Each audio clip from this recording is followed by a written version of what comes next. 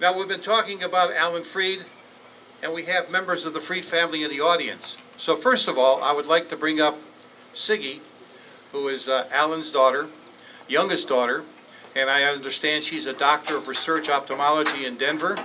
And she loved to be able to watch her dad make spaghetti sauce and also ice cream sundaes.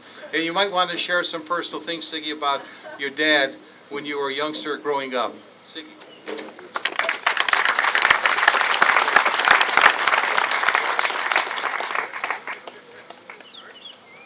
So I have a bigger teleprompter than Stevie. So I just wanted to thank everybody who worked to make this day a reality, especially Lance, my brother, who has worked really hard to ensure a fantastic final resting place for Dad. Thank you, Lance. I love you.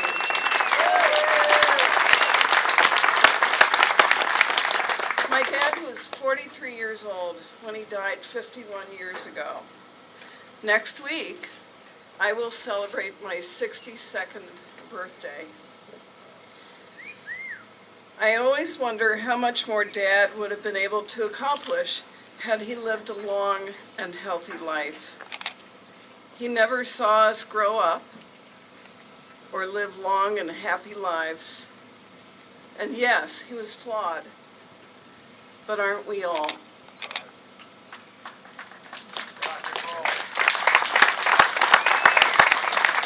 Dad, you were amazing.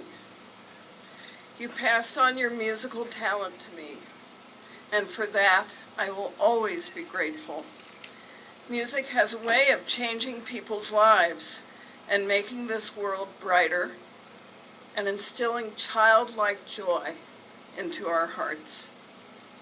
Rock and roll will always keep us young.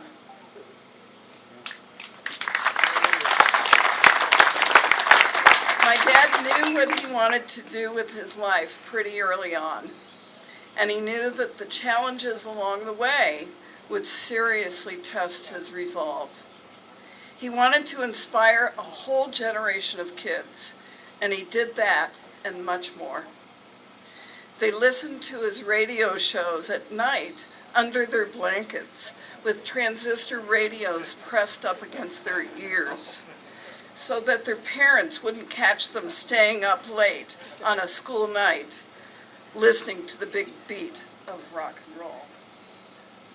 Throughout my life, I have come into contact with many of these kids who grew up to prosper in all walks of life. When they got to know me better and they learned who my dad was, they told me without exception that Alan Freed made a huge difference in their lives. They said that he gave them the freedom to embrace change, to be fearless, and to have rock and roll accompany milestones along the way. My brother Lance and I reconnected a few years ago and have had many great times together talking about Dad and how he influenced our lives. Like stories of Dad making fantastic chili con carne, and us kids waiting eagerly for the chili to be served. And our house was always filled with music, from soaring Wagnerian operas, to the tight harmonies of the Drifters, to the haunting beauty of singers like Nat King Cole. Dad gave his kids the drive to be the very best we could be. The short time he had on earth was filled with incredible creativity, and he managed to touch the lives of a generation of kids in a very special and unforgettable way. In 1965, when my dad was being taken to the hospital on a stretcher from our house in Palm Springs, he held my hand tightly, looked into my eyes, and said very quietly, "Don't let anyone tell you that you can't do something.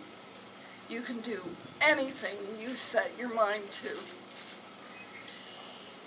I have carried that advice with me and have held it close to my heart. It has propelled me to great professional success in medicine and a continuing love for everything rock and roll. Rock on, Dad.